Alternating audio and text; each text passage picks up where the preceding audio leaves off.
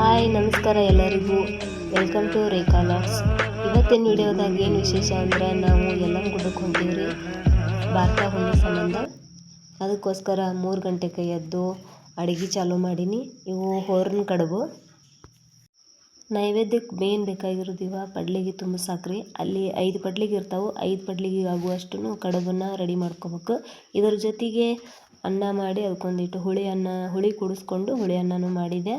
ಅದು ಬರೀ ನೈವೇದ್ಯಕ್ಕೆ ಒಗ್ಗರಣೆ ಅನ್ನ ಆಗುತ್ತೇನಿಲ್ಲ ಅಂತೇಳಿ ಸ್ವಲ್ಪ ಮೊಸರನ್ನನೂ ರೆಡಿ ಮಾಡಿಕೊಂಡೆ. ಅದನ್ನು ನೈವೇದ್ಯಕ್ಕೆ ಹಚ್ಬೋದಂತೇಳಿ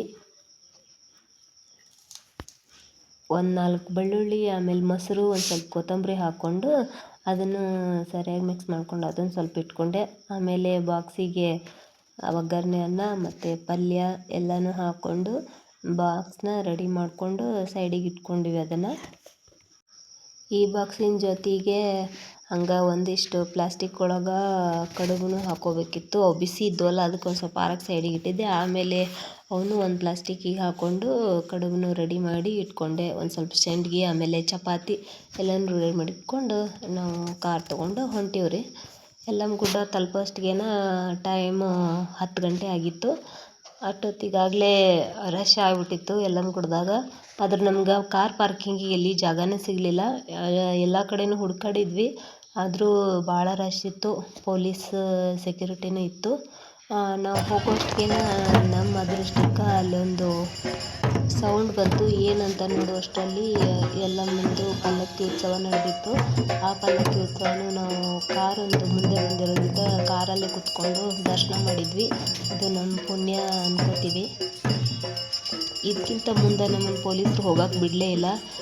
ಆಮೇಲೆ ಹಂಗೆ ಕಾರ್ ರಿಟರ್ನ್ ತೊಗೊಂಡು ನೆಕ್ಸ್ಟ್ ನಾವು ಹೋಗಿದ್ದು ಜೋಗುಳಬಾಯಿ ಸತ್ಯಮ್ಮನ ದೇವಸ್ಥಾನಕ್ಕೆ. ಅಲ್ಲಿ ಒಂದು ವಿಶೇಷ ಪದ್ಧತಿ ಏನಂದರೆ, ಯಾರಾದರೂ ಹರಕೆ ಕಟ್ಕೊಂಡಿದ್ರೆ ಈ ಹರಕೆ ತೀರ್ಸೋಕ್ಕೋಸ್ಕರ ಸೊಂಟಕ್ಕೆ ಬೇವಿನ ತಪ್ಪಲ ಕಟ್ಕೊಂಡು 3 ಸುತ್ತು ಅಮ್ಮಂದು ಪ್ರದಕ್ಷಿಣೆ ಹಾಕಬೇಕು. ಆಮೇಲೆ ಹರಕೆನ ಮುಗ್ದಾದ್ಮೇಲೆ ದರ್ಶನ ಮಾಡ್ಕೋಬೇಕು ಅದನ್ನು ನಮ್ಮ ಅವ್ವಾರು ಬೇಡ್ಕೊಂಡಿದ್ರು. ಅದನ್ನು ಮಾಡಿದ್ವಿ. ಮಾಡಿದಾದ್ಮೇಲೆ ಕಾಯಿ ಕರ್ಪೂರ ಮಾಡಿಕೊಂಡು ಜೋಗುಳಬಾಯಿ ಸತ್ಯಮ್ಮನ ದರ್ಶನ ಮಾಡಿಕೊಂಡು ನಾವು ನೆಕ್ಸ್ಟ್ ಬಂದಿದ್ದು ಈ ಯನಗೊಂಡದ ಹತ್ರ. ಇಲ್ಲಿ ಒಂದು ಸ್ವಲ್ಪ ತೀರ್ಥನ ತೊಗೊಂಡು ಆಮೇಲೆ ನಾವು ಯಲ್ಲಮ್ಮನ ದರ್ಶನಕ್ಕೆ ಹೊಂಟೇವ್ರಿ.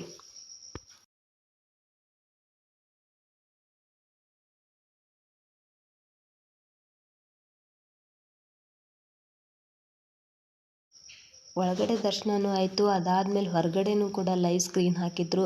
ಅಲ್ಲಿನೂ ಭಕ್ತರು ನೋಡ್ಬೋದಿತ್ತು. ಅದನ್ನು ಮುಗಿಸ್ಕೊಂಡು ನಾವು ಮಾಡಿರುವಂಥ ಅಡುಗೆನ 5 ಪಡ್ಲಿಗೆ ಒಳಗೆ ತುಂಬಿಸಿ ಅದರ ಜೊತೆಗೆ ಕಾಯಿ ಪಲ್ಯನೂ ತುಂಬಿಸೋದಿತ್ತು.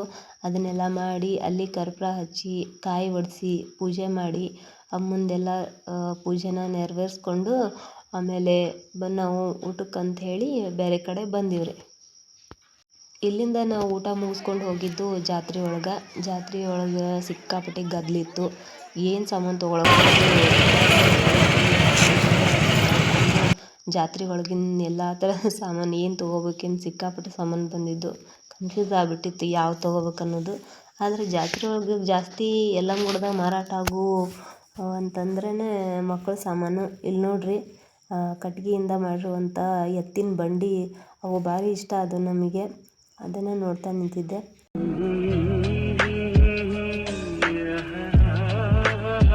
ನೋಡಿಲ್ಲಿ ನೋಡೋಕೆ ಎಷ್ಟು ಚಂದ ಕಾಣ್ತಾವು.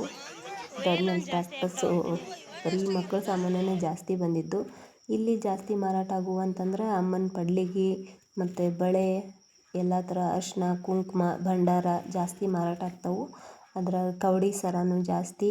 ಯಲ್ಲಮ್ಮನ್ನ ಮುತ್ತು ಕಟ್ಟಿದವ್ರು ಮಾತ್ರ ಇದ್ರ ವ್ಯಾಪಾರನ ಮಾಡಲೇಬೇಕು. ನಾವು ವಿಭೂತಿ ಕುಂಕುಮನ ತೊಗೊಂಡು ಊರ ಕಡೆ ವಾಪಸ್ಸು ಹೊಂಟೀವಿ ನೋಡ್ರಿ.